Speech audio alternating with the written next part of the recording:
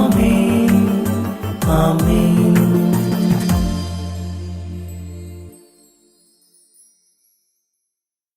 യേശുവിൻ്റെ ഏറ്റവും പ്രിയപ്പെട്ട കുഞ്ഞെ, മനുഷ്യ ജീവിതത്തിൻ്റെ ഏറ്റവും വലിയൊരു കെണിയെക്കുറിച്ച് കർത്താവ് പറയുക.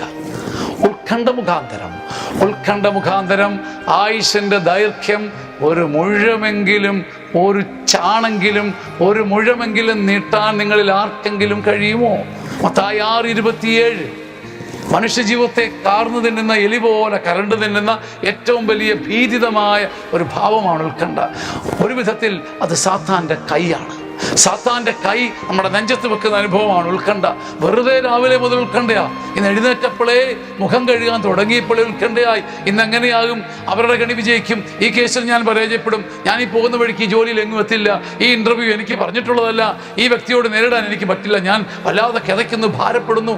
നാം സ്വയം ഉത്കണ്ഠയിൽ സന്തോഷിക്കുകയാണ്. ഉത്കണ്ഠ ദൈവദാനമല്ല, ദൈവം അനുവദിക്കുന്നതുമല്ല.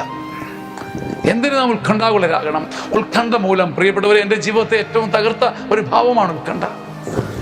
ശത്രുവിനെക്കുറിച്ച്, ജീവിതത്തെക്കുറിച്ച്, മത്സരങ്ങളെക്കുറിച്ച്, പഠനത്തെക്കുറിച്ചുള്ള ഉത്കണ്ഠ മുഖാന്തരം എന്തെങ്കിലും ഒരു മേന്മ നമുക്കുണ്ടോ? ഉത്കണ്ഠ മുഖാന്തരം ആയുസിൻ്റെ ദൈർഘ്യം ഒരു മുഴം നീട്ടാൻ പറ്റാത്ത നമുക്ക് എന്നാ എടുക്കാൻ പറ്റും? ദൈവത്തിൽ ആശ്രയിക്കുക. കുലുങ്ങാത്ത, കരയാത്ത, വീഴ്ത്താത്ത ഒരു ദൈവം നമുക്കുണ്ടെന്ന് വിശ്വസിക്കുക. ഈ ദിവസം നീ വിജയിക്കുക. ആമേൻ. ആമേൻ. ആമേൻ.